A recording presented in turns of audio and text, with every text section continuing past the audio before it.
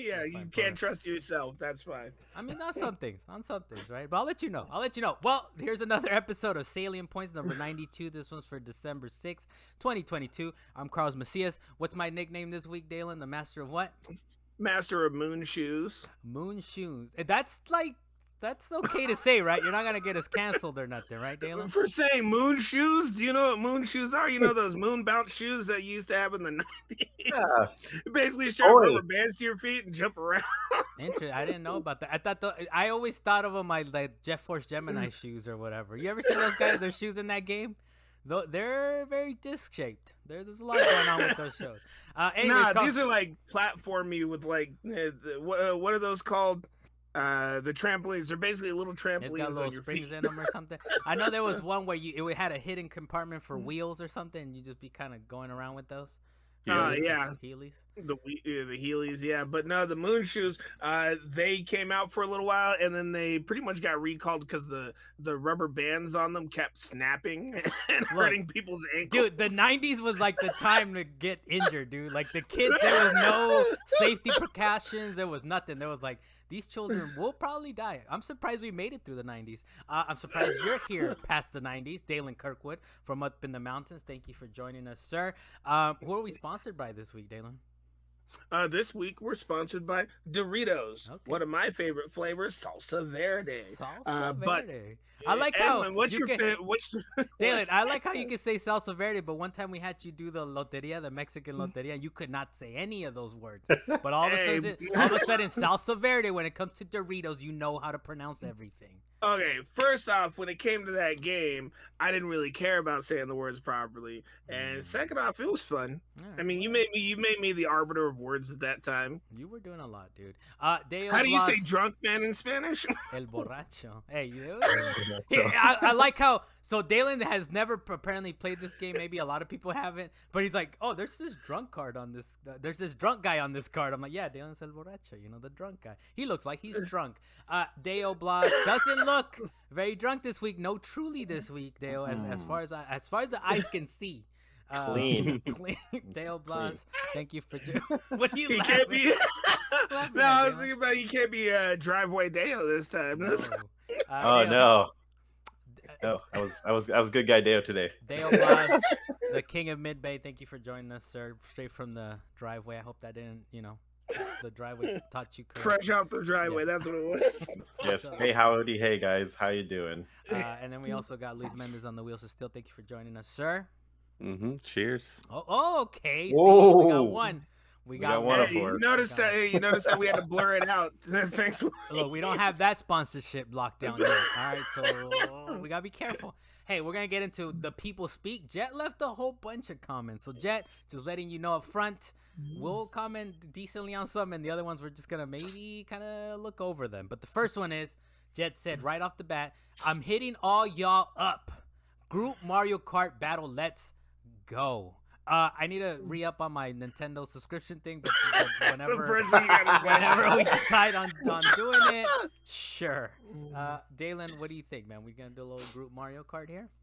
Hey, whenever you guys are ready, put out the call. I am always down for Mario Kart. You need to up your membership as well. I will do so immediately as soon as I get the call. All right, Dale, what do you think, man? Are we hitting a little Mario Kart battle?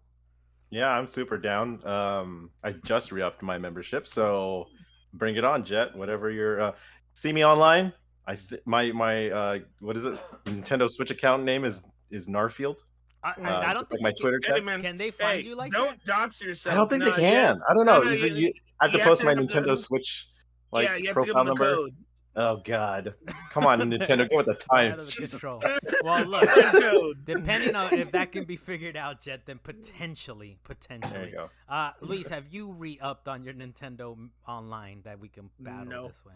I'm still boycotting, man. I'm the only one boycotting out here. I see the way that my bank account works is I have a checkings and a savings, and I am very extremely average in Mario Kart. Pretty much everyone will beat me, so I'll be there for the vibes. Hey, if we play battle, you might win because I might be good at the race aspect, but the battle aspect, I kind of get murdered at. Hey, I know is, Jet, when we get together for it, we're gonna be racing on Rainbow Road, or what did I call it last week, Dalan? I don't whatever I call Rainbow it, Lane. Rainbow Lane or whatever it is. But we're gonna be on that, and everyone gets assist except Dalan. All right, we'll play it that way. I hate you, Carlos. All of a sudden, the next thing also Jet said. Oh, by the way, if you guys comment, like you're noticing, Jet is on here. If you guys comment, like, subscribe, all that fun stuff, we'll throw you in here. Jet also said best zombie mode in Call of Duty IMO is Black Ops 1 and 2. What do you think, Dalan? Do you agree with this man? We actually had this conversation off mic a couple of days ago, because there are people that just know a lot about specific games, and apparently his game that he knows way too much about is zombie mode on Black Ops or Call of Duty, period. I'm like, I'm just gonna check out every time you talk about zombies in Black Ops or Call of Duty. I don't care for zombie That's mode. rude, Dalan. That's just rude, man. This is a man you call your friend / tenant / oh no, I boss? told him, man. No, I told him every time he talks about zombies, white noise turns on. That's it. That's just rude. Well, there's your answer. Dalan. But look, we read it out loud, and for Dalan to just crap all over it from a great height. Dalan just had to crap on that opinion. Next thing on here, Jet did reference Carlos referencing your Bayonetta problems. Do you have a swollen Switch? I'm trying to remember the problems he's talking about. Maybe the touch. I don't think that was necessarily a problem. I think they just didn't put it in. Jet, they didn't give me touch this time, so I'm just annoying my neighbors or my coworkers. By the way, just on my breaks, just on my lunches, no other time. And I don't have a swollen Jet, but I gotta be convinced, man. It needs more horsepower. That's more important to me than that beautiful Swollen. If you guys haven't seen it in person, it looks incredible. Not enough to justify buying another Switch. Dalan, it sounds like you kind of want to say something there.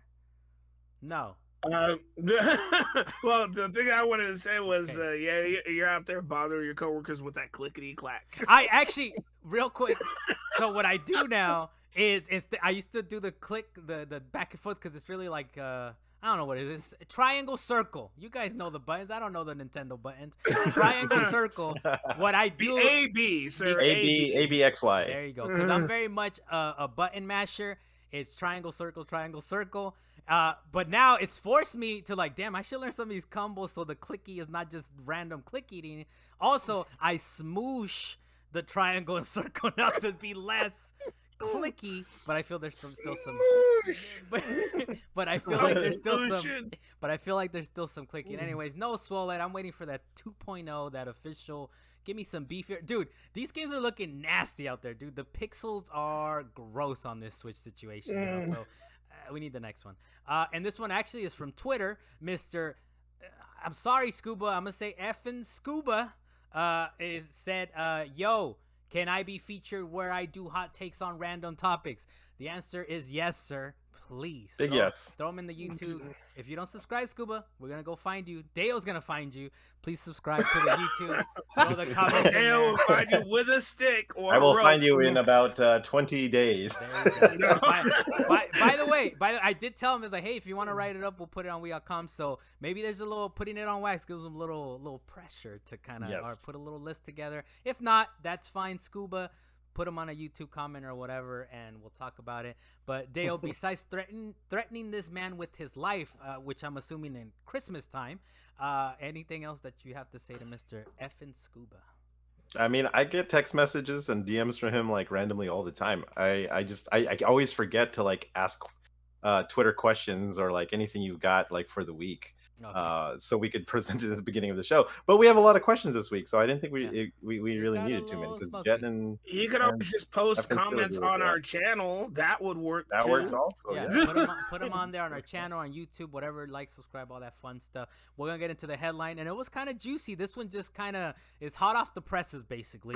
But Xbox or Microsoft has basically said, starting in 2023, they're gonna be raising their first-party games to $70, which that includes Forza, Redfall, Starfield, and in a way I believe they're kind of announcing that there's gonna be a new Forza. Not that it would be surprising, but they're saying there's gonna be a new Forza, right, Dale? In a sense, right? I would assume that they're like, okay, there's a new Forza.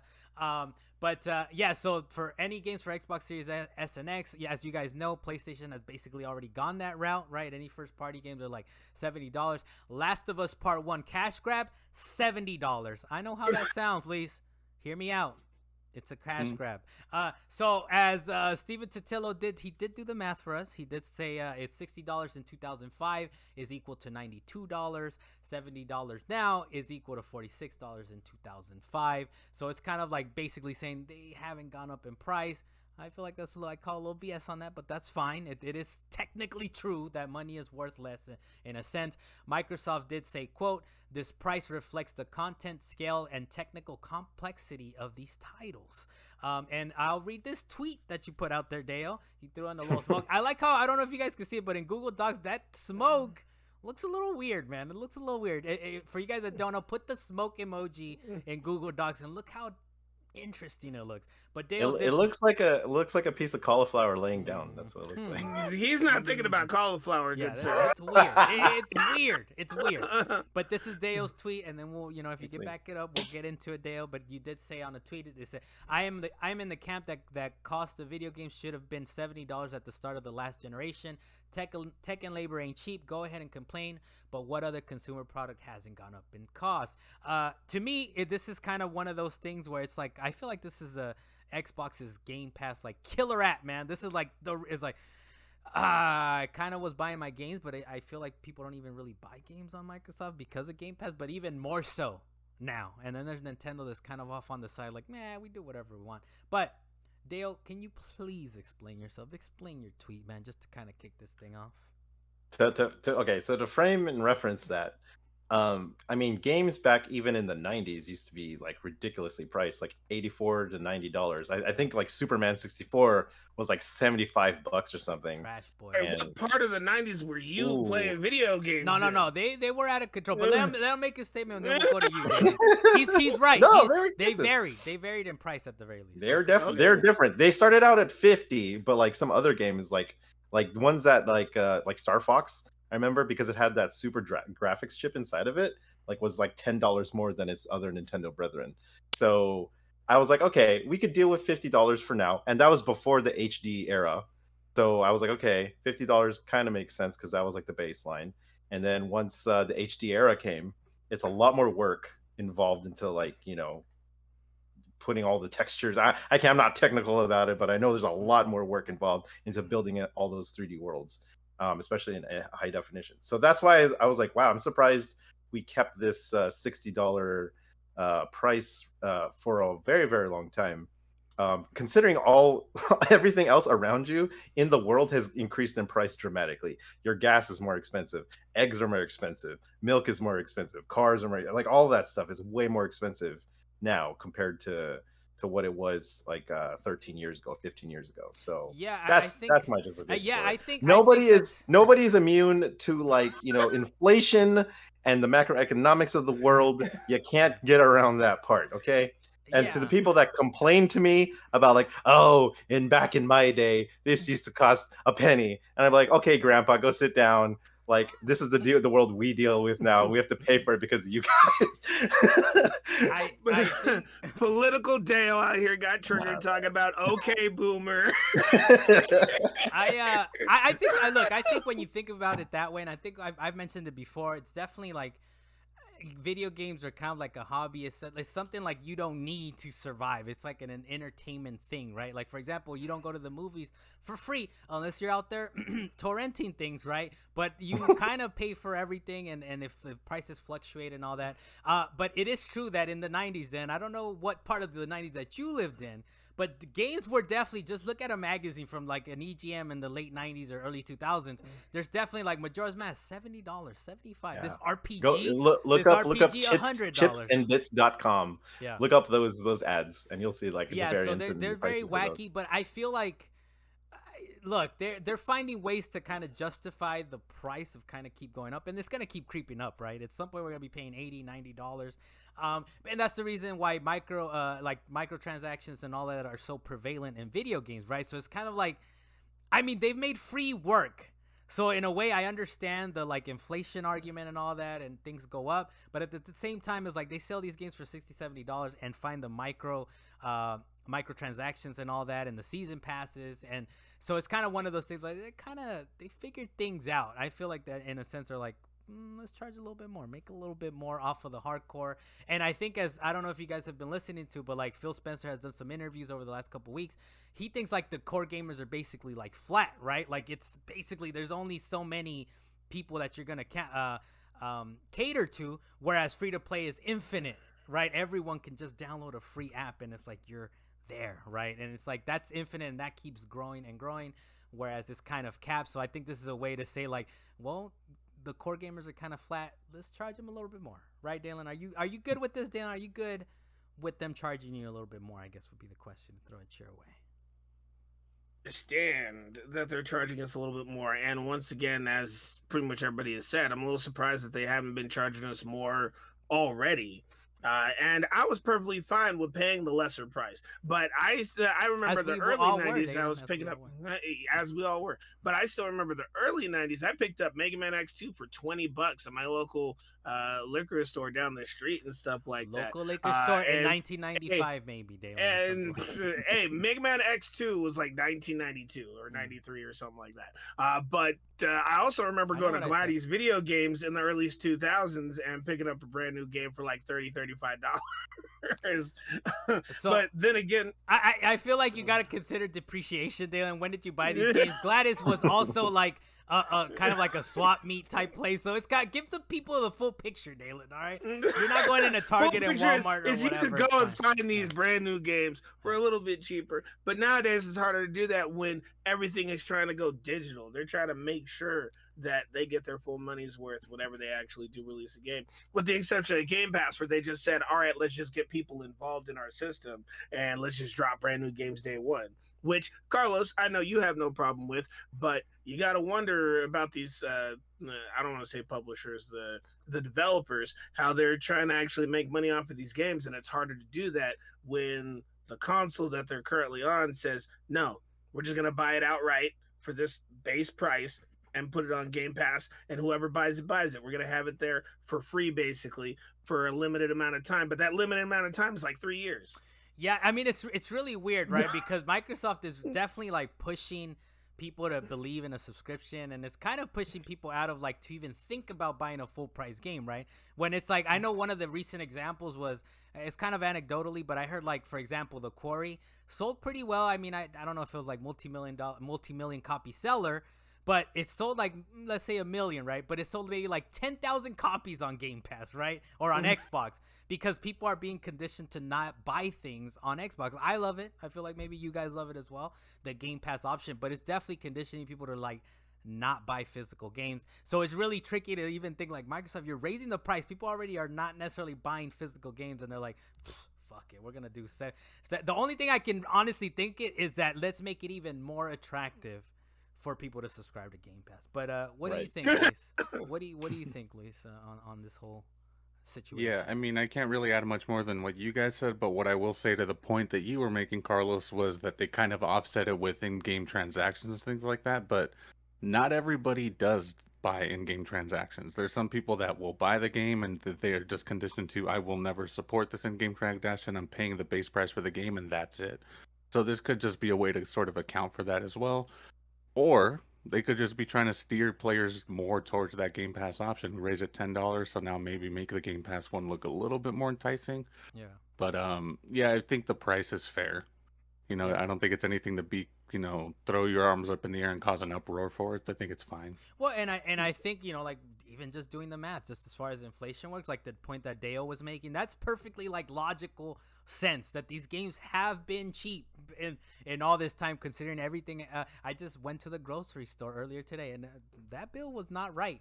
It was not right. All right, so everything has gone up. I'm thinking about buying a car, and these prices are ridiculous, man. And it's not even like I just bought some toilet paper and some laundry detergent. How'd I hit $171? Exactly. Oh my god!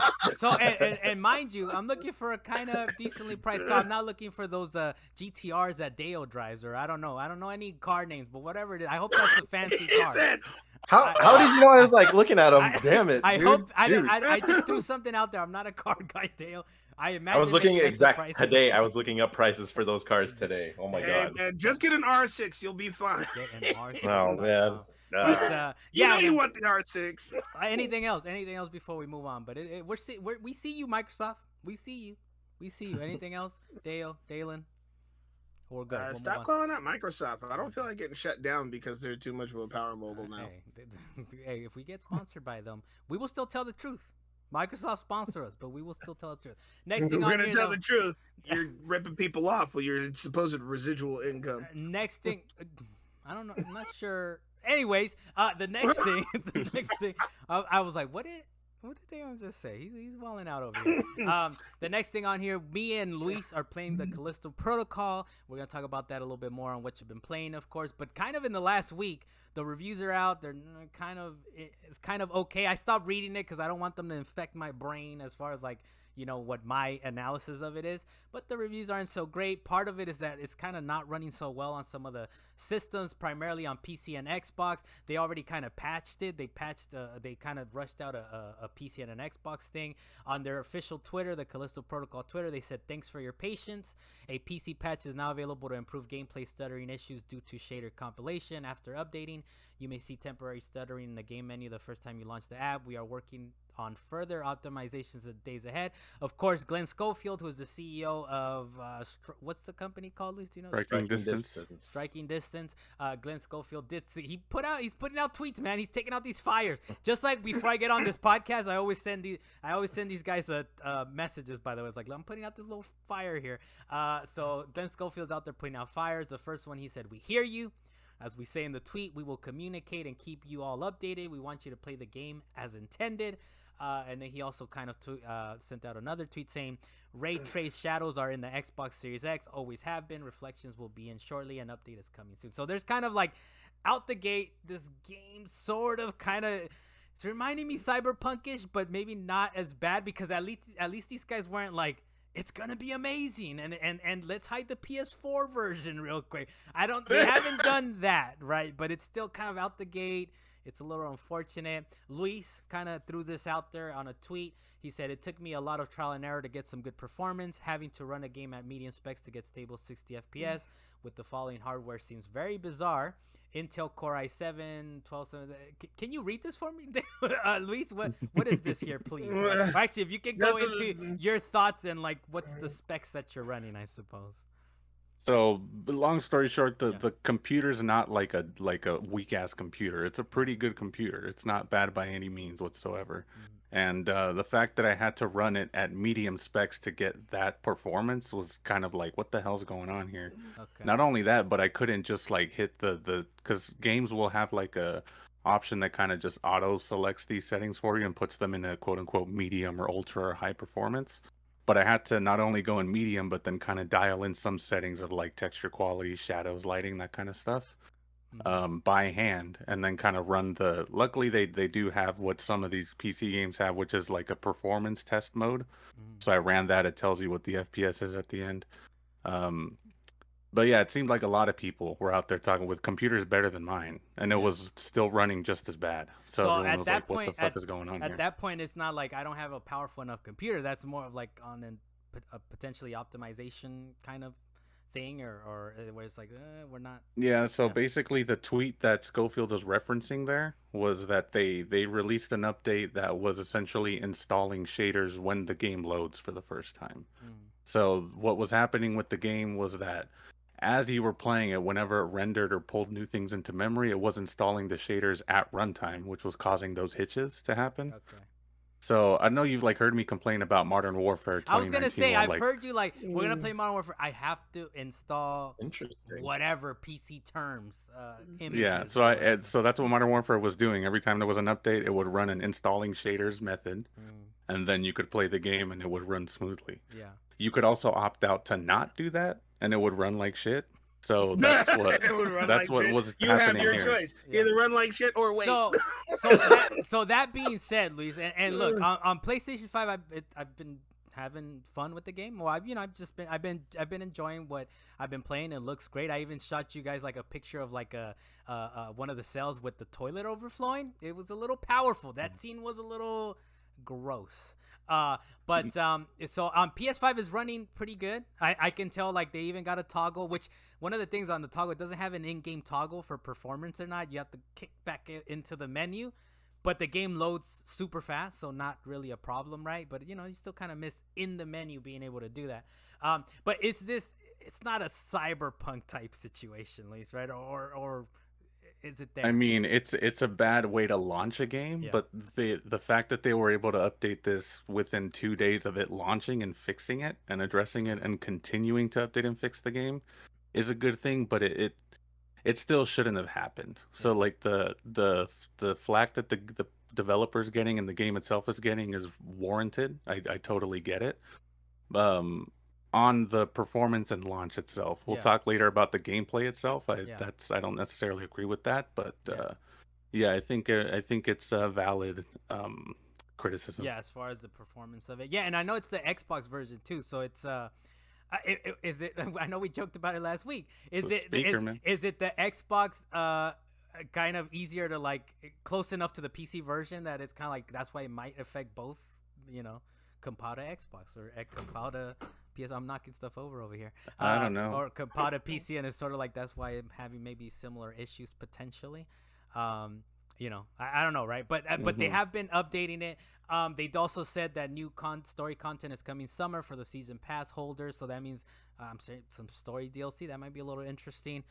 New game plus and hardcore mode will be coming in February for everyone. And we'll get to you, Dalan. I didn't forget about you, Dalan. I saw your yes. No, I felt like you moved on entirely from me. I mean, I just said I won't forget about you, man.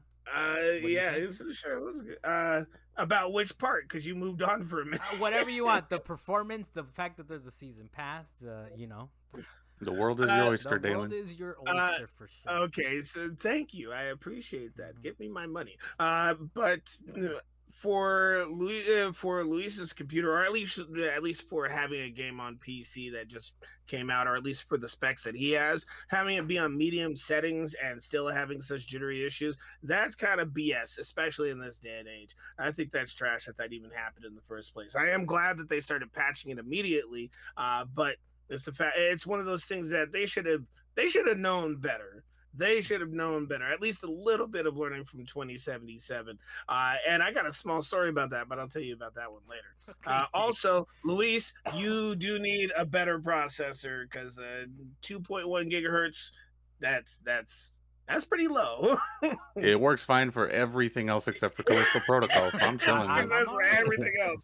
It's like, I got it. Look, I don't need anything. As far as on the Luis, I kind of forgot about that point you made there, Luis, but that's very fair, man. The fact that they fixed it very quick. It was a very quick turnaround. You got the CEO of the company like, hey, we're working on it. Here's a patch.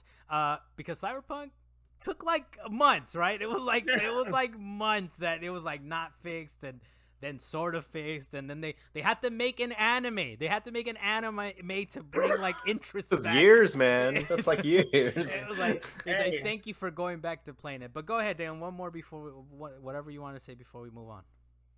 You know what? I'm gonna actually tell you the story anyway. I actually picked up Callisto Protocol before I got it from GameFly, because I was down at GameStop. No, I was down at GameStop and I was trying to pick up presents for people. And as I was cashing out, the guy on the register was like, "You still have money on here?" I was like, "Money from what?" "You still have 2077 pre-ordered." I was like, "What are you talking about?" No, I still had it from 2077. I pre-ordered it, and then I was like, "You know what? Screw it. I'm not gonna wait for this stupid copy to come in at GameStop," and I just bought it digitally. All right, there we go. There we go, Dalan. Have you opened it? You haven't messed with it yet? No, I did open it. But I started playing God of War, so... Okay, he's like, oh, look at this brand spanking new game. Let me put this to the side. Hey, God of War is out! Oh, it's amazing. And it's amazing, man. It's amazing. So we'll go into quick takes. Very quick. I don't think you guys have thoughts on this. I just thought this was very interesting. GameStop is apparently letting people go just in time for Christmas. But the nice little quote that they put out there is, quote, "We've continued to gain clarity regarding the right level of corporate staff needed to achieve our profitability and growth goals." So I like the fact that they said, fire these people before Christmas comes around, because that's what we need to do. So yeah, good on them. Good on them. Nah, man. Somebody said we're bleeding money. Let's get rid of people instead.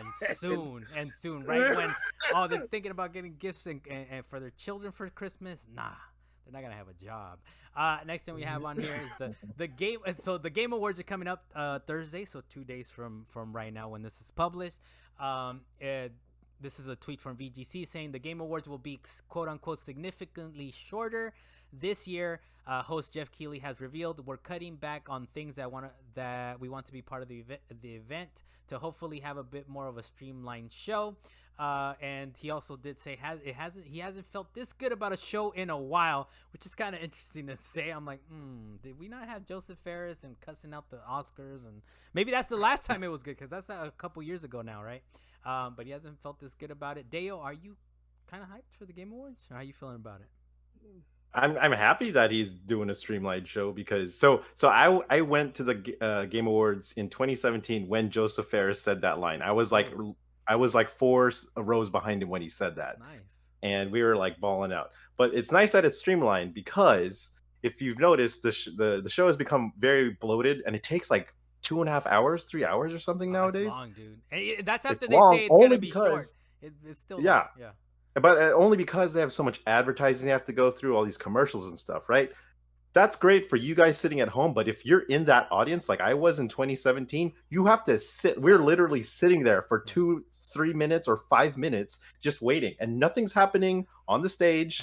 Like, everyone's just talking with each other, just like, okay, well, we already did our industry talk like in the first 20 minutes of this, so like we're just like waiting, and it took forever to do filming for one of those things, especially live. Now you got to use the bathroom and nobody can move. Dale, doing any kind of like going to any like TV taping stuff like that, it feels like work, dude. Like, they should be paying you to be there. I know recently recently me and Luis went to what did we go to, like a comedy thing, one of the Netflix stand-up things that is up there on there now. And at some point, one of the comedians actually came out. I was like, "Oh, you guys aren't really laughing that much. What? Too much comedy?" He's like, "Yes, man. I mean, it's we've been here for a while. Keep it going. we can only keep it going for so long. If we were there for like 4 hours, please. It was a long time, dude. It was a long time. It was a really long time. But yes, so I get exactly what you're saying. You're just sitting there, and they're just, because all it is they want like a scenery, right, of people, and like kind of to shoot and have a camera pan or whatever. But otherwise, the people there are like, you're just dealing with it. You know, they're just focused on making it a show. But other than that, are you pretty hyped, I guess, about Thursday? We got a couple things. They might be Tekken showing up. You know, I know Reggie Fils-Aimé, he's kind of out of the industry, I think, for the most part, but he's going to be showing up. So we should be getting some decent things. I know we're going to talk about it in a bit, but Star Wars Jedi Survivor was leaked, so that could have been a nice surprise.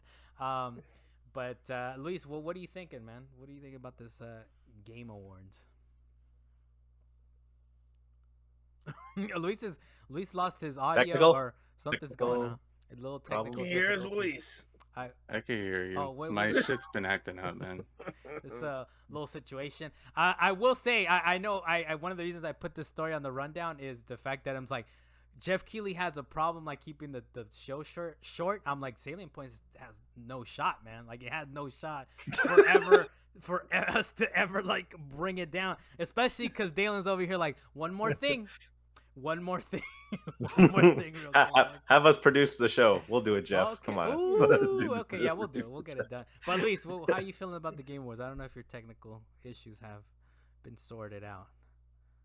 We can't hear you. He said something. His whole mouth was moving. I said I'm still technicaling, so I don't know. I'm gonna have to just keep working through this. But yeah, I don't know. I've never really felt like the Game Awards are ever like a must-see, must-watch sort of event. I kind of, if I'm free, I'll tune in. Yeah. If I'm not, then maybe I just kind of catch stuff through Twitter or YouTube later. So yeah, I mean, if he feels it's going to be a good show, streamline, whatever, happy for him. But I'm very indifferent about the awards, basically. Yeah, I think a lot of this stuff I also treat it the same way. I was like, this is why I have a Twitter feed. Until Elon Musk implodes the platform, this is why I have a Twitter feed, right? I was like, all right, cool. Chronological order. Let's go. This next one I think is for Dalan specifically, but Star Wars Jedi Survivor will be shown at the Game Awards. I think that was supposed to be a surprise, but like I had just mentioned, it kind of leaked out there that it's going to be on the show. Not only that, but Steam themselves said March 15, 2023. That's when we should expect this game to come out. Dalan, did you beat the first game, or is this like your deadline to beat the first game? I'm sorry. Did you say March 15th, 2020 is when this game was coming out? Settle down, Dalan. 2023. Settle down. All right, Dalan. Just take a moment here. All right. We're just going to release this game, 2 years in the past. In the past. But I was too thrown off by your 2020. What was your question? Yeah, but why? I don't understand. So how you feeling about this, man? Did you beat the first one already? Oh, yes, I did beat the first one, and I got to admit, I was kind of reluctant to even go out and play it because I've been hit shy with a good Star Wars game. But freaking You've been Star Wars, I'm sorry, Dan. I just can't let it go. You've been hit shy? Hit shy. I get a bad game, I get hit by it, and now I'm shy to play another one. So you're out of control, man. You're out of fucking control. I played Squadrons, and even though people hit shy is not a new term, Carlos. No? Dale, is it a new term? Is this the first time you've heard it? That's the first time I've heard it. There you go, Dalan. All right. Case closed. We're breaking new ground. Case breaking closed. ground. But I'll take it. Hit shot. Hit shot is not a new term. All right, but what's going on with this? You're so ahead of the curve, Dalan. Damn, your street's ahead. Well, we're having a hard time keeping up with you, Dalan. It's not a new term. I hope everybody hits you up about that, Carlos. Yeah, go ahead. Put it on YouTube. Put it on YouTube. Put it on the YouTube comments. For sure. Anyways, for Star Wars, I played Squadrons, and even though that was briefly a good game, I could not stay in it. Whoever was out there freaking learning all the mechanics of a starfighter out in space and doing all the freaking maneuvers was just out there murdering me every time I spawned my ship. I'm like, no, I don't want to play this game anymore. It made me sad. You gotta lead your shots, Dalan. You gotta lead your shots, man. It's all about leading your shots. Right. Hey, there was also Battlefront. Battlefront 1 is fun for a while, but then after the beauty of that game fades Dalan, away, so Jedi like, Survivor, you're grabbing it. You're picking it up. You're ready for it. Hold on. What was the name of the first one? I suddenly forgot the name of the first one. The Last Battlefront Order? 1? The Last No, Order. No, it wasn't the Last Jedi Order. Fallen Order. Fallen Order is such an excellent game. I recommend anybody who hasn't had a chance to play that game to play that game. But yes, I'm very much excited for part 2 because they definitely left it in a way where you can continue that story. No spoilers. Luis, what do you think, man? You hyped? I like the announcement that the game is going to be shown and teased, but that's all I need to know, man. I don't need to know anything else. I'm not quote unquote hit shy on any of these things. If it looks good, I'll pick it up. If it doesn't, then I won't. Yeah, you gotta be careful, man. Sometimes you gotta be hit shy, apparently. Like Ed Boon from Mortal Kombat, he said they won't be announcing anything new at the Game Awards. He said, quote, 4 years ago at the Game Awards, we managed to pull off a surprise announcement of Mortal Kombat 11, which turned out great, perhaps too great, as many assumed we'd repeat that trick for our next game. Thank you for the anticipation, but we're not ready to announce the next NRS game yet, which is NetherRealm Studios, I believe, their next game. I would think they're working maybe on Injustice 2, I would assume, or something of that. 3. Or I'm 2. sorry, Is but it 3? You're crazy, yes. Whatever, Dalan. 3. Thank you, Dale, for being reasonable and just saying, no, they're working on 3. Dalan, I gotta go to you, I guess, man. You have a comment about this. I'd rather just hit you up, Carlos. Yes, there is. But it's such a weird little lore-y thing, Dalan. That's why I pick on you about the lore. All right, but anyways, are you glad? My case go ahead. In my case, for the lore, Mortal Kombat doesn't need to come out every year. They don't need to do it every year. They don't need to do it every other year. They just need to actually sit and decide what they're going to do for their next game because they already have a massive fan base for Mortal Kombat. We waited years for Mortal Kombat 9. And dare I say, when they came back and rebooted the series, they made it good, dude. They actually made it good. They actually go back and play Mortal Kombat 1 and 2, the originals. Even, not the sweat one on SNES, right? But the one that had real blood in it. And those are not great games, man. They're not. I mean, nostalgia and the mocapping and blah, blah, blah. Or, the little whatever graphics. But, nah, man, those were not good games. They actually made them good. Just like the Fast and the Furious movies, they waited a couple movies before they became good with 5. You know, but then they made a game. And then they made a game. Waited a few movies before they became good. But yeah, I kind of like that, right? Because I think people always like Ed Boon's gonna, or not Ed Boon, but the Mortal Kombat team, and it's kind of good, right? That they don't have you like, there's gonna be a new Mortal Kombat. But I think it's been a little while since 11, though, Dalan. It's not a yearly thing at this point, right? When did it come out? Do you know when 11 came out? When they wanted it to. That's when it came out. Now you don't know the lore. Now you don't know if it's 2, 3, or 4, right? I don't remember what year it came out. All right. All of a sudden. Yeah, I will look it up for you. Next thing on here. Well, you didn't know it at the time. The next thing on here, Cyberpunk 2077 Game of the Year edition is apparently coming out in 2023. It's going to be including the Phantom Liberty expansion. So, Deo, are you grabbing this, man, or what are you? Or just gonna grab the DLC, right? I'm surprisingly doing that, which is ironic because I was just, the first year Cyberpunk came out, I was like hurting. I like bought like the Xbox Series X version console of it, and I had all this other stuff like and promises made to me, and everybody didn't deliver. To you specifically, Dale. I almost bought one of those chairs, like the yellow chairs for it. I was like, I was gonna go all in. But thank God I didn't. I saved some money off of that. Yeah. But no, I'm really excited that they're still supporting this game. It's been 2 years later, and they're still, I think the majority of their patches that they want to do to fix a lot of their bugs and hitches have come through, and now they're just adding more content to continually to like round out the story. I'm not too sure what Phantom Liberty is about, but I know it has Johnny Silverhand and it reprises Keanu Reeves in that role. So that's going to be exciting, and I hope we get to see more of him. I'm dipping back in, man, but I don't know about. But you would see, for me, I would just kind of pay up for whatever the DLC cost of it. But you're saying you'll get the DLC, or you'll go. Let me grab the Game of the Year edition. You'll go that far. Oh no. Okay. No. Yeah, I was wondering about that because I know you collect games and all that, and I was like, I wouldn't put it past you, Dale. I wouldn't put it past you. If they make like a physical copy of it and it had like Keanu Reeves' face or something, I'll pick it up in like 2 or 3 years when it's discounted to like $10 or whatever. Fair. Luis, what do you think, man? What do you think about this? The way they get Deo is if it's a steelbook. That's how he would probably consider it. You're right, Bug. You're so right. But my main question, no disrespect to the game or the developers. I know they rose from the ashes and they made a comeback, but where did it win Game of the Year?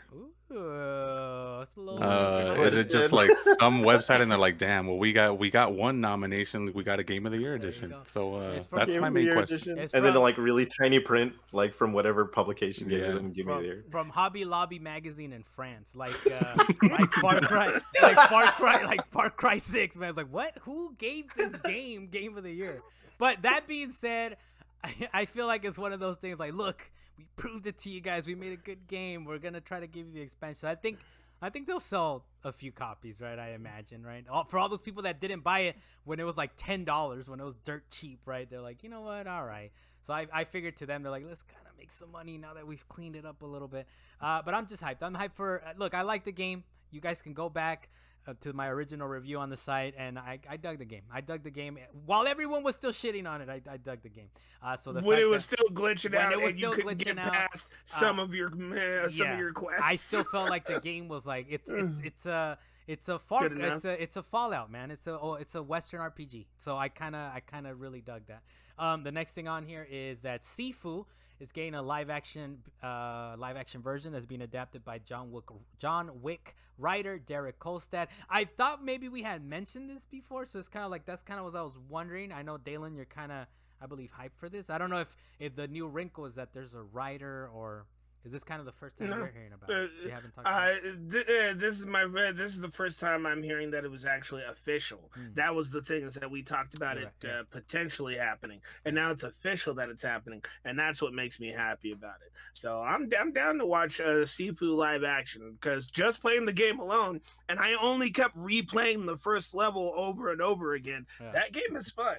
I'm sure it'll get more exciting as I go further in, but that first level is fun.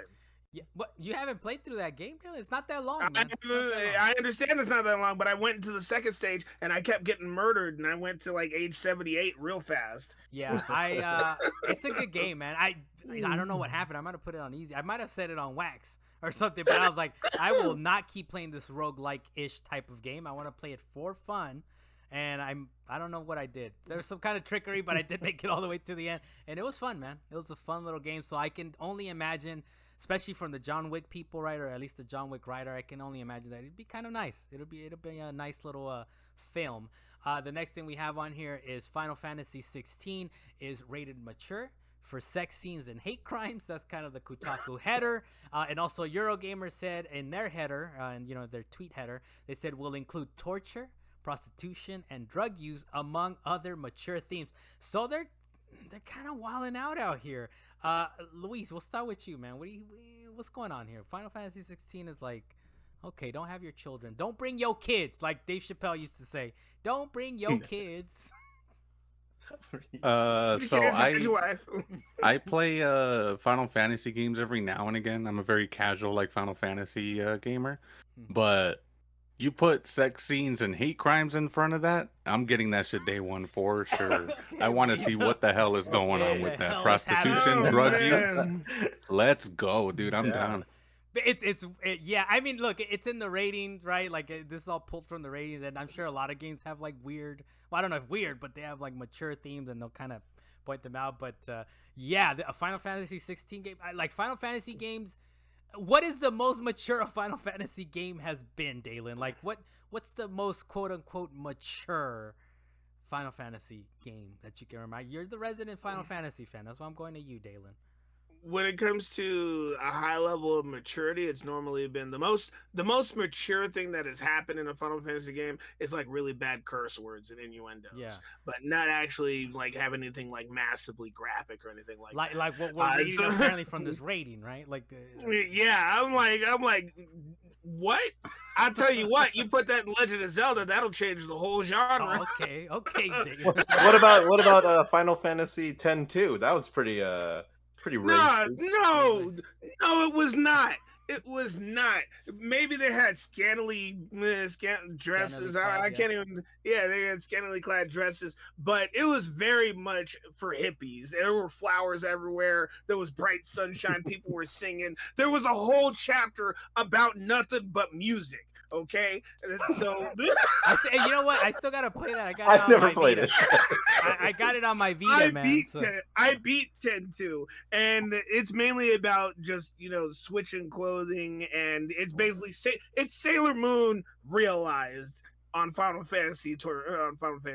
That's what that is. Okay, but it is not anywhere near what they're talking about here. They're talking about we're going medieval times. Real things are going to happen. Game of Thrones are going to show up. There's going to be incest potentially. I don't know. Dalan, that's not in the ratings, Dan. You're kind of adding a little extra things on there, but we'll hey, they said hate crimes. I'm sure there's going to be some sort of racism mature involved. Themes and among other mature themes. We're just giving you a taste. We're just giving you a taste of what could potentially be. Dale, Mario would be way different if this was the okay, Dalan, damn, a little AO rated Mario. Okay, Dale, what do you think, man? What do you think about this? What's going on over there? Luis said exactly what I was gonna say. Was just wow, that if they put that kind of theme into it, then yeah, I'm all for it. I'm a fair weather Final Fantasy fan myself, and yeah, if they go that route, like the Game of Thrones route or something like that. My interest is peaked. That is true. Right? By the way, just to give the listeners, the viewers, a little background, we've been putting Final Fantasy in the breakdown for weeks now because there's little wrinkles here and there. This is the first time that unanimously ever yes, I have a comment. All the other weeks, whatever. What is this trash? What is this Final Fantasy? It's but normally all of a sudden, deferred to day. Normally skip it. Yeah. All of a sudden, Game of Thrones potentially might be sprinkled in. And hold up. Next thing we have on here is that quote unquote Metroid Tactics might have been pitched inside Retro Studios. It was supposed to be kind of an XCOM like type of game. For me, I don't know if I've said it. I don't know if I said it enough times, but Metroid Prime is definitely the GOAT to me. It's the greatest game of all time. It's just amazing. But the fact that they were kind of considering an XCOM-y Metroid Tactics, I might have actually would finally play a tactics game. Luis, what do you think, man? You would have played this? I know you're kind of maybe a tactics gamer, right? Yeah, I like tactics games. I don't necessarily have them in the rotation all that often, but I do like a good tactics game. I don't know if anyone was necessarily kind of asking for this or expecting this, but this does kind of intrigue me. I would definitely check it out if it looks interesting enough. So it's it's piqued my interest for sure. It's piqued my interest. Which I mean, they pitched it, doesn't mean it's happening. It just means like those are that's what's going around. Potential conversations of that. Dalan, I noticed you put in a little yes real quick. Yeah. So go ahead. Okay, I will try and be quick. But Carlos, I had to hit you up. You have already played 2 tactic games, one of which you actually beat, which was Mario Rabbids. Oh yeah. But that was a tactics game. Whether you I don't know. like it or Actually, not. I don't know if I beat it. I might have quit at some point because I think you told me you beat it. No, because I think I might have put it on easy and I was like, oh, what's easy mode? I was like, oh, we just gave you 50 more hearts. That shit was not enough. That shit was not enough. It was not enough to just give me 50 more hearts, man. But what is the other one you're thinking of? But you also played the South Park game. No, those not. Stick of Truth is good. I had to inform you that it was tactics. Okay. Yes, I had to re-inform you that it was tactics. You were like, no, it's not. And you went and looked at it again. The first one was grid based. I think the second one they made it so you could kind of move around a bit more. But yeah, okay, that was fun, dude. Yeah, I had fun. But I was thinking to myself right now, man, they're really trying to bring back tactics like full force, because they're bringing back ogre tactics reborn or whatnot. Yeah. They're bringing the spiritual successor of Suikoden or Suikoden, however you want to pronounce it. Suikoden. I can't pronounce the name of that new game. It's like Enduia Chronicles or something like that. That one's coming out. Ayuden Chronicles or something. Yeah, you know what I'm talking about. Yeah. But the fact is that they're bringing these games out. XCOM has actually been a huge thing for a while now. So on one hand, I'm like, why are all these tactics games still coming out? On the other hand, I'm like, why are you doing this to Metroid at all? Well, like I said, it's like, who knows if it actually comes to fruition, because this would be sort of like in conjunction with Nintendo. And as we know, Dalan, they're not about tactics games, especially where is Advance Wars? Where is Advance Wars that already existed? No, but they took it from someone, stole it from someone when they had it in their hands. I would go buy that game tomorrow if it dropped. But what I'm actually waiting for is for them to re-release Final Fantasy Tactics. That's all right. There you go. Remake that. Next one is specifically for Luis here. Nintendo apologizes for Pokemon Scarlet and Violet performance issues, and they said they're taking player feedback, quote unquote, seriously. Luis, what do you think, man? These guys are. Let's just get a new Switch in there, man. Yeah, pretty much. I mean, I don't know if that would fix all the issues with this game, because this game was, Trash Boy FM. Ooh, but this is probably the most we've ever seen Nintendo like apologize about anything. They said, we're taking it very seriously, because Nintendo's very like, we can do no wrong, play our games or get the fuck off our lawn. Like, that's kind of their whole point of view. That's why I always kind of say, like, the Nintendo being Nintendo, it's just like, whatever, dude, we do what we want. So it's interesting to kind of see them backpedaling on this one. Like, damn, we did have to give a lot of refunds for that. Huh? I like how I got like, damn, we really do have that next Switch coming out. And then we took that Advance War from that young girl in the UK somewhere. Where we need to do something about this. But yeah, so they are getting up. Okay, Dalan, please, Mr. Dalan Kirkwood, thank you for raising your hand in the classroom. So, go ahead. No, I was gonna say, Luis, you should hit up Jet right now, because that is his favorite Pokemon game right now. He has nothing but good things to say about it. I looked at his screen for about 3 seconds. I was like, that thing is jittery and the shaders aren't loading in. He's like, I don't see it. I don't see it. No, yeah, that's what I said the first time we covered the game. I said that a lot of people have been saying that even though it's the buggiest Nintendo game that's ever been released, or at least in recent memory, a lot of people are saying that it's their favorite Pokemon game still. Wow. And that's fair, Luis, but the key to Dalan's statement is that he doesn't see like the stuttering or the whatever. He's like, whatevs, man. This is just to your point, right, Luis? They're just having so much fun. 2020 Cyberpunk 2077 was my favorite game. RPG game of all time. Hey man, it was game of the year. Wrong with it. It was game of the year. From Home and Garden Canada edition. The next thing we have on here is Starfield. It's gonna have survival elements without all the stress. That's according to Kotaku, on their header. Which to me, I'm already like, I don't know if I've met any survival elements that I like. But Todd Howard also said, the Xbox exclusivity is quote unquote awesome, but he also admits to feeling, quote, a lot of pressure, end quote, to make it a system seller. And that's according to Video Games Chronicle. As far as the survival elements, yeah, I'm a little concerned a little bit, but Luis, does The Last of Us, are those survival elements kind of like when you're crafting things and putting things together? Would you say that's survival elements? It's like very light survival elements, right? Yeah, I mean, kind of, I guess. If it's, I don't know if I would say it's like a survival game though. Yeah, if it's to that point, I can accept it, but we'll see. I will determine how stressful it is. All right. Well, I'll say by this much that they did say survival elements. I'm assuming it's going to be within this range. They were talking about some elements in the game where you could like run out of fuel in space, and they took that out of the game. Oh, okay. So maybe think along kind of those lines, like actual survival sort of games. Okay. We'll see then. Dalan, what do you think, man?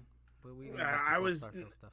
I was definitely thinking about the resources portion, because that's part of the reason why I couldn't continue to play the Monster Hunter games, is because it was too much gathering to make sure I had all the resources I need to be able to do stuff.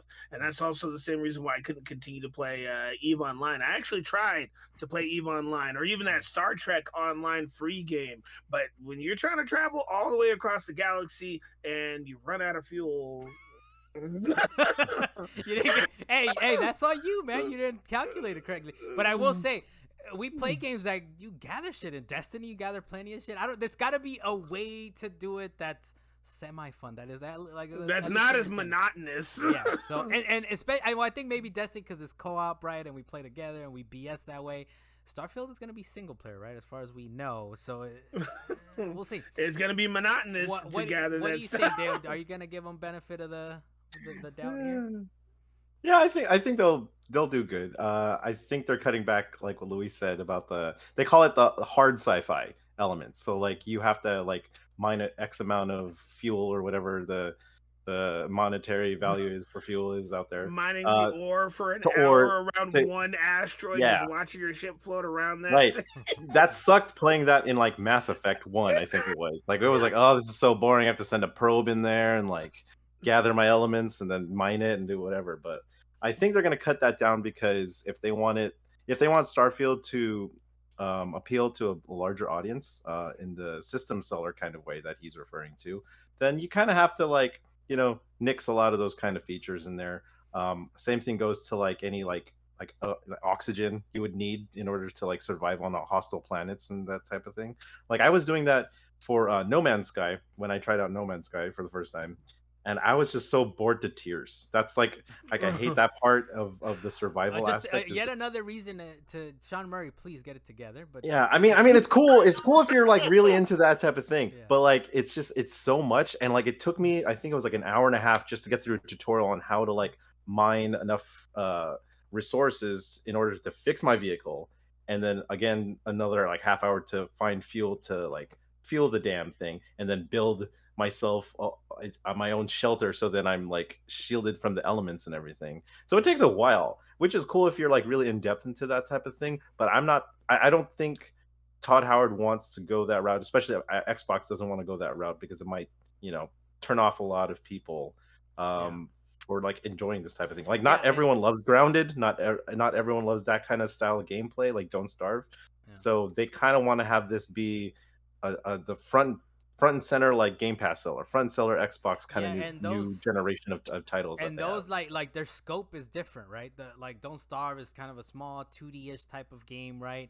And so the scopes are different, and I think like you were saying, like this is such a bigger scope type of game. We want everyone to enjoy and play this. Grab a Game Pass or grab the new $70 price point of the game, right? So and that kind of stuff is like the exact opposite of what we talk about, frictionless gaming. That is all friction. Right. That exactly. is full friction mode. So it's definitely one of those things that I'm looking forward to it, but they keep pushing me, man. Like they're talking about there's 1,000 planets. Like I don't need those, Sean Murray. I mean Todd Howard. I don't need 1,000 random planets out here. But I'm looking forward to it, man. Let me get some Starfield going. The next thing we have on here is the new Super Mario Brothers. The trailer number 2 came out. It was interesting, much longer trailer. We got a whole bunch of the voices in there. Chris Pratt still is voicing Chris Pratt as Mario, of course, as we mentioned before. But it looks kind of good, man. I'm kind of looking forward to it. I kind of would like to maybe watch it in a different language, maybe Spanish or something, because it just seems like watch it in Italian. It seems like they're having way more fun, right? Like everyone, including Mario. I feel like everyone around Mario is doing a good job, but Mario's like, but I don't want to be, stereotypical. I don't want to do all that, But we'll see. What did you think, Dalan? Did you get a chance to look at the second trailer? I did watch the trailer, and all I gotta say is Rainbow Road. Yes. Rainbow Road. Yes, with the assist, right? Don't be doing the assist, Dalan. Like, hey, Rainbow Road. Okay, that's a good thing. I heard you the first time, Dalan. I mean, I heard you the first time. I don't think you understand. He's serious. Rainbow Road. That was nice, right? That was a nice little boop boop at the end when he does a little jump.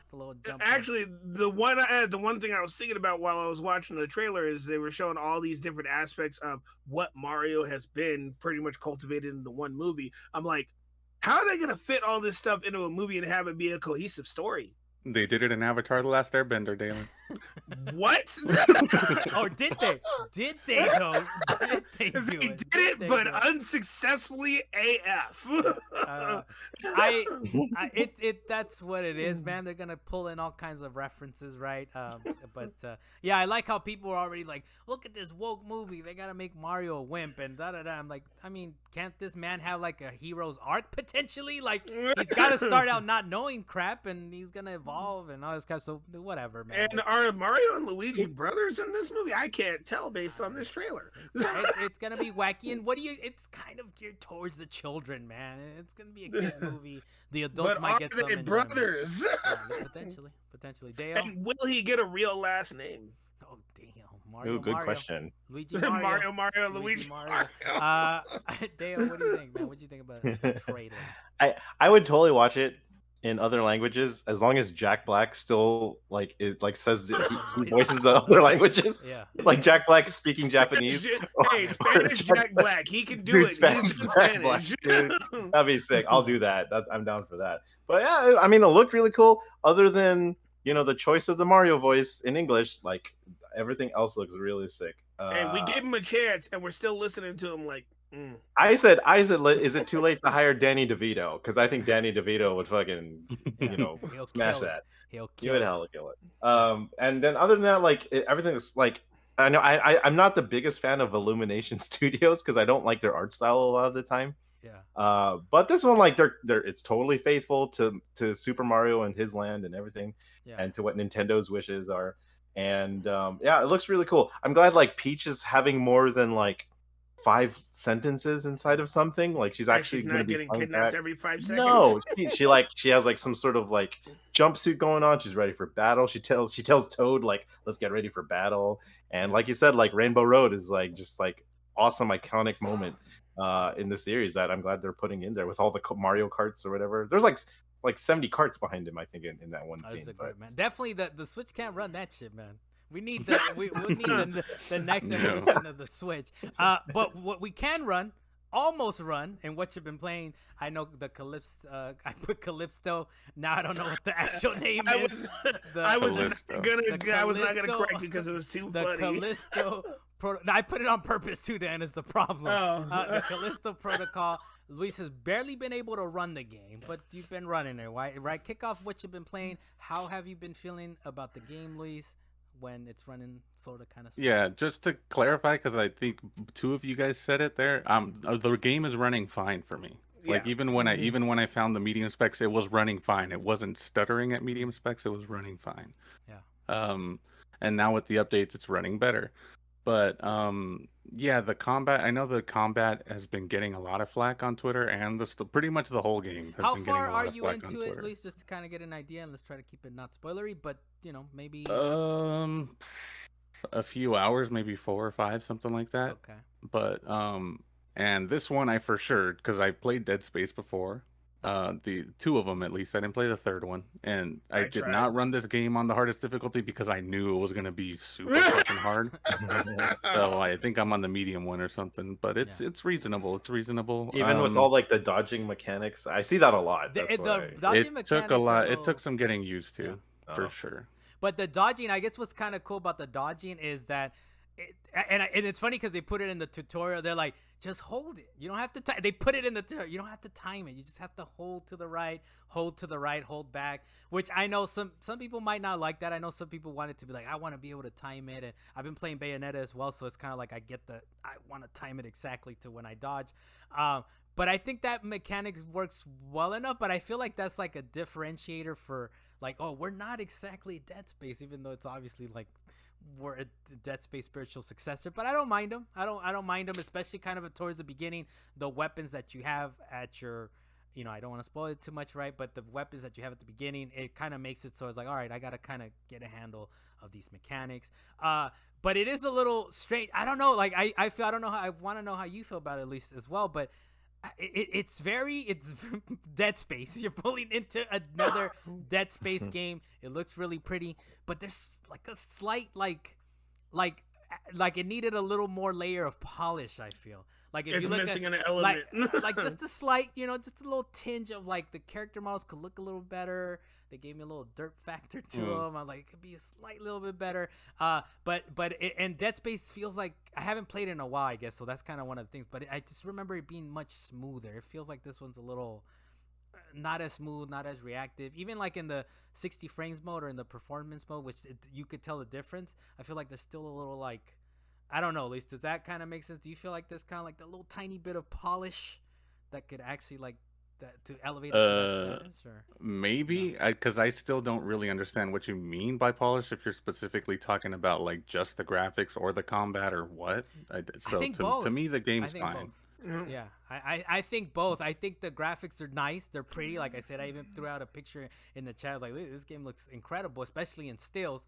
But there's something about like it looks pretty, and they do things with the lights. The lighting is kind of great in it. But there's something like about the mechanics of the game that are slightly like they're just not there, right? I feel like for whatever reason, like Dead Space had like a definitive like, this is what the game is, the weapons, like we're giving you all kinds of every arsenal that you need. We're giving you alternative modes.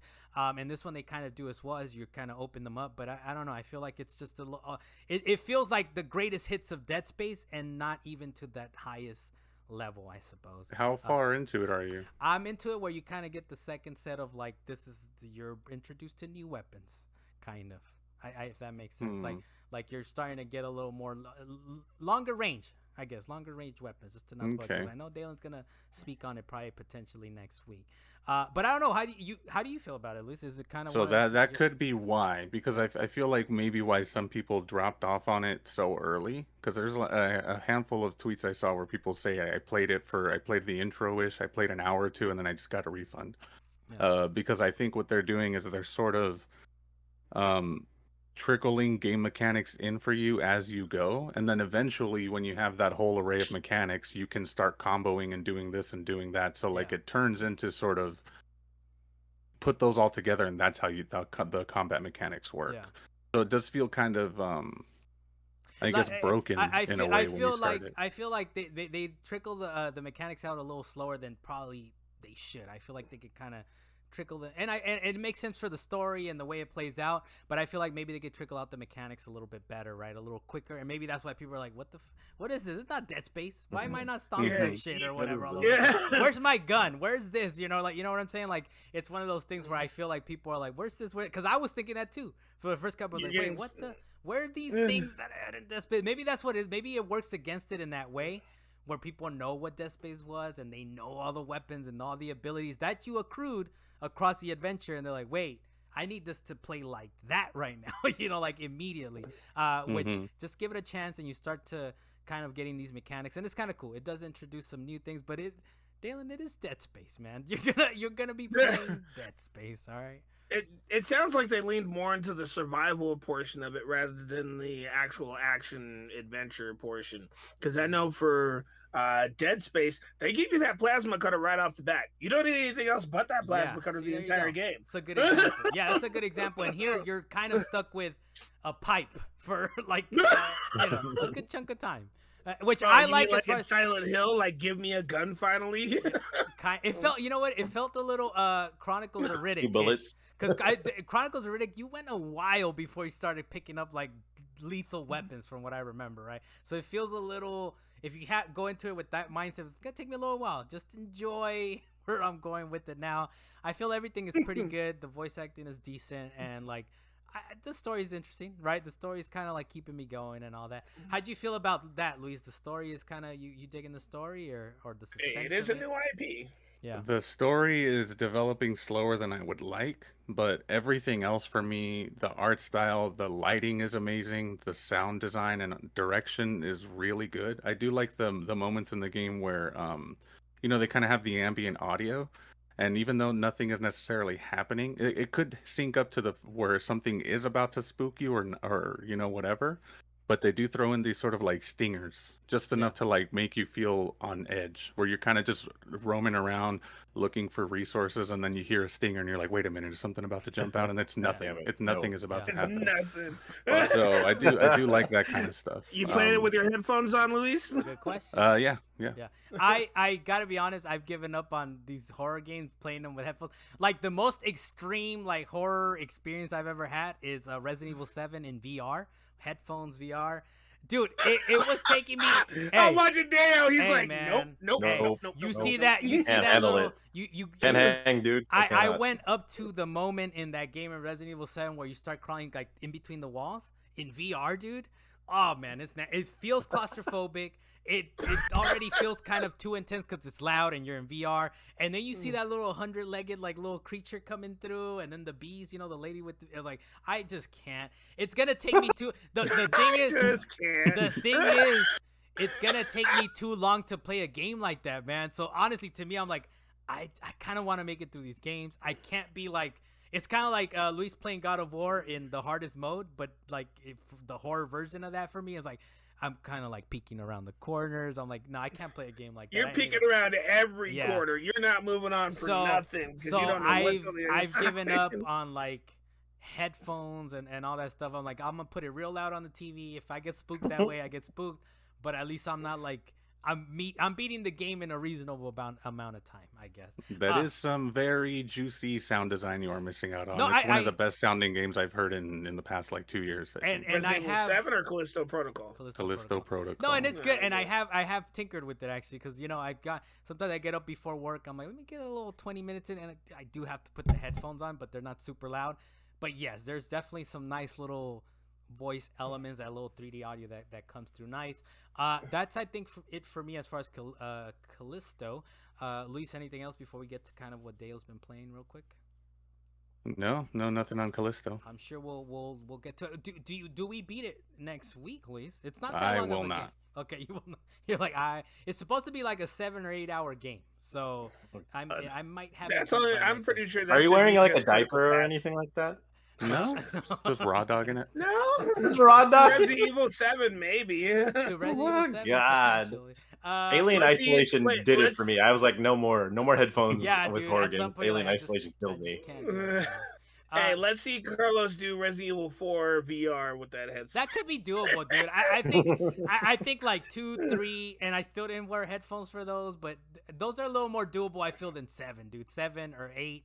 Village, those are like rough, dude, because in 2 and 3 they're a little more like actiony in a way, right? Or they're all kind of actiony, but for whatever reason the third person mode makes it a little easier to kind of navigate. Yeah, but I'm talking about the new one that's gonna have the VR mode. You're gonna do that, right? We'll see. We'll try it out. Dale, what you been playing? I know you've been playing a little Need for Speed, and I know Dalen's been waiting on this. He's like, wait, a new Need for Speed? What's going on here? Yeah. So Dale, if you can kind of break it down a little bit for yeah, it was so weird. So Need for Speed Unbound came out, and it's made by Criterion Studios of Burnout fame, and it's good. I've been able to play it because Game Pass currently, if you're a Game Pass Ultimate subscriber, you currently have a 10-hour trial period for certain EA type games.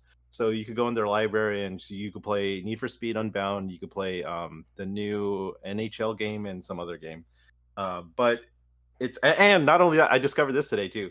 You could play 10 hours like on your Xbox, and then on your PC you could re-up it again. So potentially you could bank 20 hours of gameplay for free. But you're starting over, right? No, your career saves the whole time. Oh, so snaps. Okay. Yeah, so it's pretty sweet. So I've been trying it out. Yeah, so like I haven't bought it yet only because Like I'm scared because Need for Speed has kind of bit me in the ass before the last 2 games, which were Are you Heat. hit shy? Oh, I was gonna say, And has it I'm made you hit definitely shy? hit shy. I'm definitely There hit you shy. go. It's a thing. That's hit shy. Because we're making it a thing on Salient Points, Dalan. Call not 'cause me it's hit a shy. thing I'm definitely hit across the shy. world. Yeah. So like this one's it's really good. It starts off really slow. That's my only problem with it. It's actually very difficult because they do the whole like Metroidvania thing where like they give you like the most powerful car in like the first 20 minutes of the game, and then they take it all away and they give you a shit box to drive around in. And so like just building up from like a Civic, like a 98 Civic, and to get up to like like a Skyline R32 or something like that, it takes a long time. The way that the game works is really interesting actually, because there's like a risk reward mechanic built into how the mission layout is. So like you want to do these races in a given day, but every time you do one of those races, you build up a heat meter, and the heat is like how much like the police are looking for you, and you go up to 5. So it's kind of like the wanted meter in GTA. And so but it doesn't go away. but doesn't go away within a day. It'll go away if you go to the searching for you for a while, 24-hour period. I'm not even joking, dude. Like they'll like so what happens is that like it'll go away once you go into the garage, and then when you go into the garage, that it resets the day to a nighttime events. So then you could bank even more. The problem is like you can't go into certain events unless you have like a certain tier car and a certain amount of heat. So you have to like kind of strategize like during the day, like I want to hit up like this race and like steal this kind of car or do like that mission, and then go into the nighttime to have enough like heat in order to participate in another race, but not enough where like they're sending helicopters and freaking they're throwing out like the what do you call those spike strips and everything to try to get you. And so this is what GTA should have been.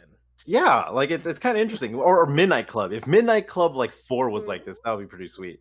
So yeah, you have to like throughout the day, you're trying to bank all this money in order to upgrade your car, get better like emotes or whatever you want to do for personal characterizations. Is that like annoying, like that kind of system where you kind of strategize? Okay, I need to get enough heat on me. I need to do it by this time. It does start to at grate first a little bit.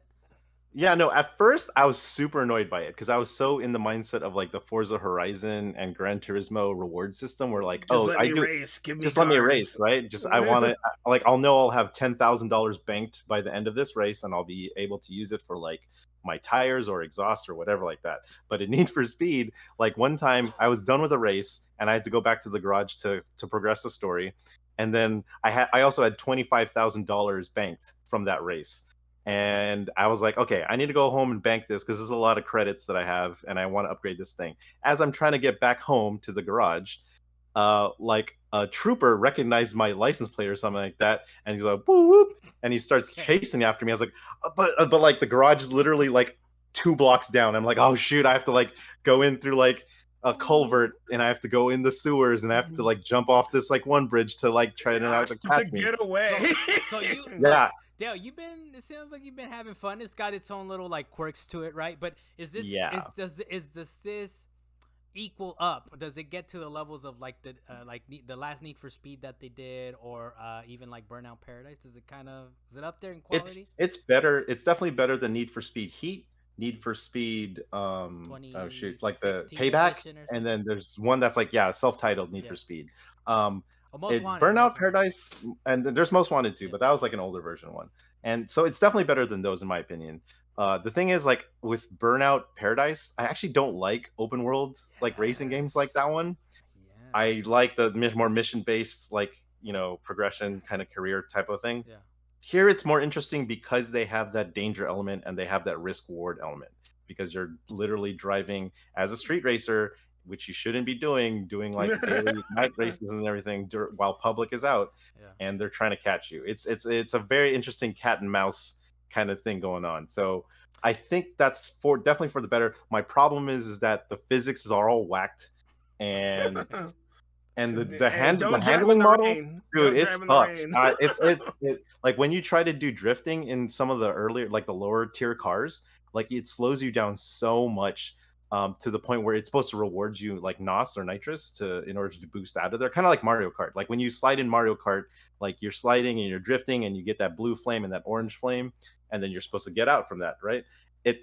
in Need for Speed Unbound, you're drifting and it slows you down so much that it doesn't do anything. So the reward for doing something like that is kind of non-existent. Is it at the very least, like, is it not getting enough respect out there as far as, because it kind of slipped in there, man, especially Callisto Protocol and the fact that it has launch issues and that kind of thing. Do you feel like Unbound is definitely like, oh, it should be getting more attention than it is? Yeah, I definitely do. I think they didn't realize how hyped people were, because they couldn't gauge if people were actually excited for a new Need for Speed game in general. Let's because like let's drop it here. They're like, let's just go, because like official reviews aren't even out yet. Like we haven't had like official what do you call postings for like IGN and GameStop. It's just like smaller YouTubers that have been able to get into the early access part of the game and play it for like the last like week. That kind of gives you a sense of like pause when they don't like give games. I don't think they were that confident in it. They were like, you know what? Let's get it out there. The hardcore will pick it up. Dale will do 20 hours with some kind of shenanigans between Xbox and PC, and let's get the hype going that way. But yeah, it's definitely not necessarily a good sign when they're like, let's just put it out there. We don't need to send it to media outlets or anything like that. How does it compare to Gran Turismo? Has it still been? I know that's the other game you have on here that you've been playing. Has it pulled you away from it? It's like, I kind of want to keep playing Unbound, or do you like, you know what? Let me get back to some good handling, some good drifting. Yes. Hey, he's only got 10 hours, man. He's only got 10 hours. Yeah, like no, like the only reason why I put Gran Turismo 7 in there is because I still have 2 trophies to get a platinum, and so I finally got one. The penultimate trophy to get the platinum was this week, because they finally put a Ferrari P40 from 1967 in there in the auction house, and I was able to purchase it for fucking 9 million credits, which is stupid. And so I was like, that's you're it. You're going ham with this. You're 9 million credits waiting for a Ferrari to show up. So will the real test day will be next week that we hear from you? Is like, I bought Unbound. That would be the real test, I feel. Pretty much. Next week, you're like, you know what? I bought it. I had enough fun with it. This is how much Luis knows me. Like I'm waiting for the sale on Walmart for Unbound, and it's on sale right now for like $59 or something, and it has a steelbook. So I was like, oh, that's the one I want. Steelbook. That's what you're waiting for. Now, before we move on to kind of what Luis, the other game he's been playing, Dale, can we play it co-op? Is it co-opable? Is it multiplayer or not? Multiplayer. Really? Yeah, so that was another thing I actually did want to mention about the game, is that something I wish I knew before starting in and jumping into this game is that we should have been playing the multiplayer career first, because single player offline career is totally different from the multiplayer career, and you get way more rewards and credits from racing on multiplayer than on single player. Is it account wide? The credits, are they account wide? No, they're not. They're totally separate. It's kind of like how what GTA does it. So it's kind of like or it's more like Red Dead Redemption Online or something. Hey, you got to remember the last time we tried to play a racing game together, we had to do the whole like first mission thing, and that took like an hour and a half just to get to that point. It's like Ghost of Tsushima. It wasn't GTA. It was like Forza 4 or Forza 5 or something like that. We had to do the first couple of missions before we could actually play together, and then we finally got to that point where we're like, I'm kind of done with this game now. We're not even gonna play. Now, Dale, does it do crossplay potentially, or no? You got to be on the same system? Not right now. Apparently, in about 6 to 7 months, it will eventually be that way. But so maybe not right now. Maybe we'll get around to playing it together at some point. Maybe because I game flighted. It's on PS5. I'll play it and see how fun it is, I guess. But potentially, I guess down the road we can play together. Luis, what you been playing? A little bit more God of War here, Ragnarok.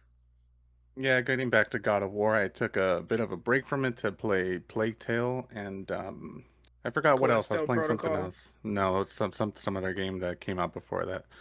But yeah, it was rough. It was rough getting back into that game after having to get used to the not only the controls again, but then realizing how fucking hard the game was. Difficulty level. Yeah. So, but I actually did make a lot of progress, a lot more than I thought I would yesterday when I was playing it. The story's getting juicy, the story's getting spicy. And I'm really digging the mechanics again. I'm starting to kind of feel more comfortable within battles or within different sets of enemies, like switching between the blades or the axe, which I wasn't doing before. I was kind of just like, I like using the axe. I know how to use it, whatever. Yeah. But yeah, now I'm kind of going into, okay, I like fighting these guys with the blades. I like fighting these guys with the axe.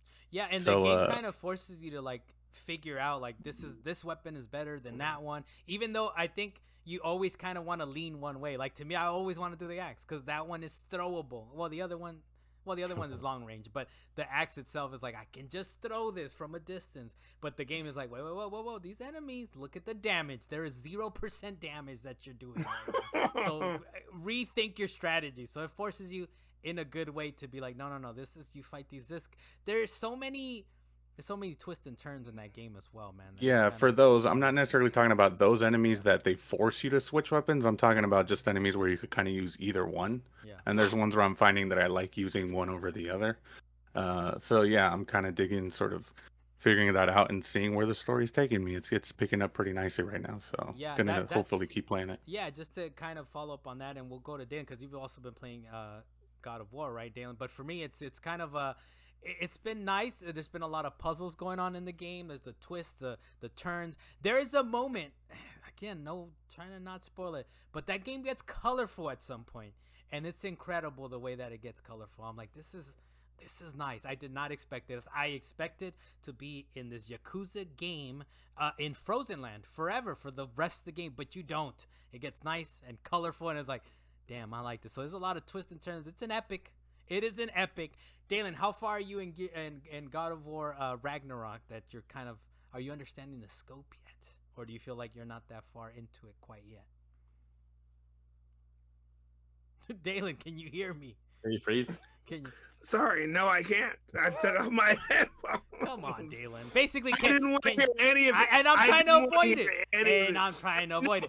I know. No spoilers, but can you understand the epic scope of it? As far, how far can we do that, Luis? Can we do, how far is Dalan into it? Right. Hey, I am literally not that far because I barely had a chance to boot it up, and I just got through that first encounter with Freya, and I saw Fenrir. The guy talking about no spoilers just throws Freya out there. No, but I'm saying, look, me and you. She's in all the trailers. Well, I guess. Hold on. Maybe not everyone saw the trailer. That's true. Dale, do you care about kind of like God of War? You're gonna be playing it, I guess, at some point, right? So we still got to be careful, spoilers wise, I suppose. A little bit. Okay, yeah. Let's keep it. Sorry. So far, what's up? Yeah, all right. Freya's fine. I know she's in there. I know. Yeah, I'll tell you, Freya's in there, and I barely got to the beginning of the game. That's it. I barely got to the point where I'm able to move around with Kratos. That's it. Okay, there you go. I am. Oh, you spoilers! You play as Kratos, Dalan. You play as Kratos. Can't believe this. I can't believe this. Real quick, and then we'll get on to the last game you've been playing, Dalan. But I keep playing Bayonetta 3. Like I said, I mentioned it a little earlier. I smoosh the buttons now to try not to make a lot of noise in that. The thing about this game is still the phrasing the game. I think I called it before the series has been the phrasing the game. I was like, by Bayonetta 3, maybe they're thinking like, let's bring down the sexualization or whatever. It's like, it's still, I hope Lisa's okay over there because the screen is kind of flipped upside down. But technical support on his own. No, as far as Bayonetta 3, real quick, the phrasing continues. There are still very interesting shots, very interesting like butt shots and all this kinds of stuff. So I gotta. My understanding is for part 3 that the clothes is no longer her hair or something like that. I don't want to do too many spoilers, but yes, Dalan, and it's also they introduced the multiverse, so I'm trying to understand. Like the multiverse, I feel like maybe that's one of the things that people are like, what is this? The multiverse? Like what is happening now here? And then they're gonna bring Dante into that game eventually. And then the other then the other thing is like there's definitely summons now, so you're like a lot of the mechanics are like you're summoning things or whatever. So it's kind of like, both of us are like, huh? What are they doing? There are a lot of interesting things that I get that if you were a hardcore fan of 1 and 2, we were like, wait, what? Multiverse summons, like Fable, they are doing their thing. Don't worry about what Fable's doing. I think I said it last week. Like I said last week, to me, this is like Yeah, this is like kind of what I expected wackiness, and they continue to give us wackiness. So it's very wacky. I'm still having fun with it. The Switch is having. Hey, you know what? You know what I think about every time you describe Bayonetta to me. Aside from Devil May Cry, obviously, it gives you Devil May Cry feels right off the bat. But I still remember you telling me your story of Ashura's Wrath and how wacky that game was. This Ashura's Wrath definitely. A lot of vibes. The god fist to the fucking planet and everything. Let's fight planets versus planets now. It's that. Hey, look. By the way, that game was out of control for more than that. More than just the main game. Yeah, that was like the tamest thing that happened in that game. That was a big thing. But the biggest nastiness I think that game did was the fact that we were gonna sell you the ending to the game via DLC, man. Like they actually literally sold it to you as DLC, the ending to the game. But look, Bayonetta 3, I'm having fun with it. It's my Switch game right now. It's getting wacky. I don't know if I hate it like the internet does, and I don't think I really dislike it either. I just think it's like, okay, what am I doing now? It's kind of like it's mediocre, but it's still the mechanics are still fun. The dodging is still there. I'm still dodging left and right and using summons now, which I think makes it a little easier, actually, to be honest. Since I'm not getting Callisto Protocol, the PS4 version of that game for Bayonetta 1 is going to be coming to my house. That's what I put on my list instead. So hey, make sure you put in that Bayonetta 2 copy early if you're going to like GameFly, because it might take you kind of a little while or something, you know? Hey, should I play Vanquish? Because this copy that I'm getting is coming with Vanquish. I'll play it, man. Vanquish. Oh, hell yeah. Hey, Vanquish dude, is like... Vanquish is so sick. Hey, Vanquish is Gears of War, Dalan, but Japanese, dude. It's kind of nice, dude. I haven't played through the whole thing, but the first, like, it's Gears of War kind of mixed with Metal Gear Solid, man. Like, it's wacky and it's nice. Play it. Please. That's why these two games were sold together. I have that same one, actually. That's how I played Bayonetta. I have that same, like, 10th anniversary game or whatever that came with Vanquish. But what else you been playing, Dalan? And then we'll get up out of here with the zinger here. But aside from that, I know I talked about it a few times. I played Sonic Frontiers, and I beat that game and sent it back the very next day. But for it was literally Mario Bowser's Fury, the Sonic version, the whole way through. That's exactly what it was. You had like 7 or 8 stages on each plot of land. There was like 4 continents that you had to go through. Yeah, because you're going through like 4. I don't want to call them continents because obviously they're not that big. I'll call them islands. You have like 4 islands that you go through, each one with like different terrain. Like one's a lava one, one's a desert, one's forest. And I ended up going through all 4 of them. And it got dangerous for Sonic. I thought he was gonna die, but obviously they can't kill off Sonic. That's fine. You're welcome. I'm pretty sure you're not gonna play it, Carlos. I might. Hey, you might enjoy it. All the Sonic characters are there because there was the question on whether or not they'd all be there. The fact that Big Cat is there is kind of a stupid thing. That's all I can say. It's kind of a stupid thing. Hey, do they force you to go to him for something or... No. They don't force you to go to him at all. If you played through the full game, you could actually go through the whole game and never see him. Okay. Once. Because in Sonic Adventure, they force you to fish. Oh. They force you to fish as that man or as that cat man, whatever you call them.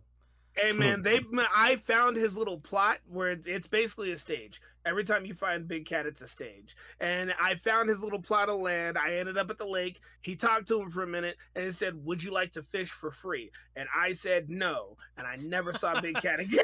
Not even for free. Not even for free will I fish in this. Not worth my time. And it was not. Dalan, so the rewards that were there were not worth it. So I will say I had plenty of fun playing Bowser's Fury, man. I thought that was a very like throwback to Mario 64. And I kind of enjoyed that little kind of plot of land, even though it was short. It was super stupidly short, but I enjoyed. All right, it. so the few things I'm going to actually squash in this regard is people don't understand the Sonic game. What people didn't understand was that open world aspect of it and how empty it looked. It fills in as you do stuff, and there's a bunch of puzzles on the land that's actually pretty interesting to try and get through. And when you're doing the whole Bowser's Fury full world thing, it's not bad. It's not bad. It's actually it gets better, and there's you get to grind on every rail to take you all the way across the island. But then when you go inside the stages, they are literally throwing nostalgia at you with every level you go into. All right, because they just do it the whole time. Like you're in green zone, you're in that lava level, you got the pillars coming up at you. It's actually those stages are pretty fun. Since you solved this game tape, Dalan, you do have a score. I know last time I think you threw a score out there. Is it still the same? What was the score last time? Do you remember it? It's on wax. You're gonna be like, what is the score? I believe I gave it a solid 6.5. All right, I think so, yeah. And it's still teetering between 6.5 and 7 because it's actually one of those games that you can just chill and slowly go through. Make a decision, Dalan. 6.5 or 7. I'm gonna give it 6.7. How about that? All right. 6.5. 6.5. All right, yeah, we'll stick at 6.5 because it's really one of those games that's worth playing at least once. But once you beat it, you never have to go back to it. There you go. You never have to go back to it. You know what people were thinking of never going back to is the fact that on the GameCube, I don't know if you guys had a GameCube back in the day, but I thought it was very clear that you press a button in the center of the disc to pop it out. But there's a guy that has like 100,000 views, and he's over here talking about I was today years old, and it's a clip of him pressing down on the button to pop the disc out. Luis, did you know that that's what you had to do, man? Press a little button. Yeah, I don't know when or how 10-year-old little me figured out that was a thing. Like the fact that I just knew instinctively, I feel like it might have just said push, right? Yeah. Like, did it not just say push? Yeah, it says push here, right in the middle. That's what I mean. Like, the fact that I knew that, I'm pretty sure it said push or something. So the fact that this guy barely found this out right now at the end of his lifetime, that's pretty bizarre. His life cycle is ended. Yeah, it's really weird because otherwise you can't. How do you get it out, man? It's like stuck in there. It's no, it's not stuck in there. Oh, you can pull it out.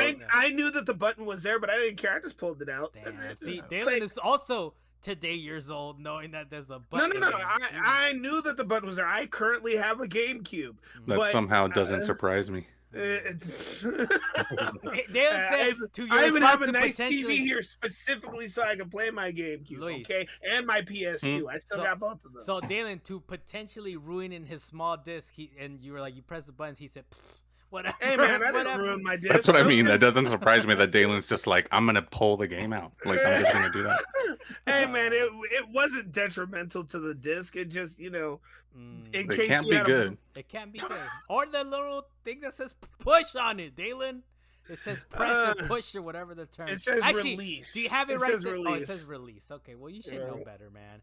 Dale, you knew better, right? You remember pressing that little button. Did you have a GameCube, by the way, Dale? You had one? I still have two. I have a black one and an atomic purple, or not atomic purple, but a purple one. That stupid purple one that came out, that limited edition purple. I'm hoping you at some point grab the Panasonic Q or whatever, that play DVD. Those are terrible.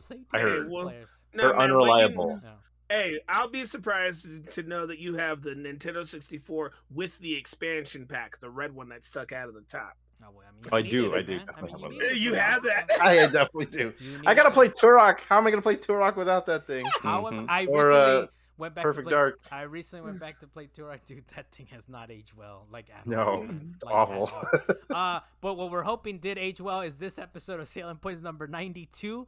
I'm Carlos Macias, the master of, what did you say, Dalan? Moon shoes. Good sir. You're bouncing around with your wild theories. We also got Dalan Kirkwood from up in the mountains. Thank you, sir, for not chomping too much at the Doritos Salsa Verde. He's gonna go grab. Hey man, I ate all my chips. Okay. You allotted yourself just that portion in that pink plate. So you didn't. You missed it. I picked up the bag and I actually put more on the plate. I'm sure I'll hear it in post. You probably will. So that's Luis Mendez on the Wheels of Steel. He's the one that's going to be dealing with that. Thank you very much, Dealing Dalan. with post. Do it in post. Dale Blast, the king of Mid-Bay. Your Warriors are doing pretty damn good lately, man. So I can't even talk crap about them right now. So knock on wood. Don't jinx them. Don't jinx them. All right, we'll see you guys next week. Another episode. Salient Points. Latest.